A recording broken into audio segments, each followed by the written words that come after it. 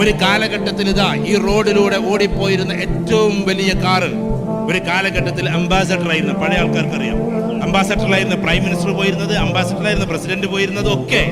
ആ അംബാസഡർ പോലെ ഇത്ര ക്വാളിറ്റി ഇല്ല, ഞാൻ അതിനെ അങ്ങനെ വാഴ്ത്തി പറയില്ല, എന്നിട്ട് സുരക്ഷിതമായി പോകാൻ പറ്റിയ ഒരു സാധനം ഞാൻ വേറെ കണ്ടിട്ടില്ല.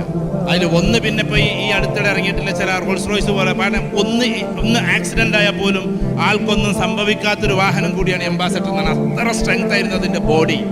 ബാക്ക് സീറ്റിൽ ഇരിക്കാൻ വരെ അത്ര പവറായിരുന്നു അന്ന്. ആ കാലത്ത് കാലോചിതമായ മാറ്റം മാറാത്തത് കൊണ്ട് റോഡിലെ കിങ് ആയിരുന്ന അംബാസഡർ ഔട്ടാകേണ്ടി വന്നു. കാലോചിതമായ മാറ്റം മാറാത്തത് കൊണ്ട് എല്ലാ കാലത്തും ടോപ്പാകും ഞങ്ങളെന്ന് അവർ വിചാരിച്ചു. പക്ഷേ കാലഘട്ടം മാറിയപ്പോൾ കാലത്തിനനുസരിച്ച മാറ്റം അവർ മാറിയില്ല. അതുകൊണ്ട് അംബാസഡർ റോഡിൽ നിന്ന് ഔട്ടായി. നമ്മൾ കാലോചിതമായ മാറ്റം, കാലഘട്ടത്തിന്റെ മാറ്റം മാറിയേ പറ്റൂ. അത് നമുക്ക് എത്ര ഏജ് ആയാലും ശരി.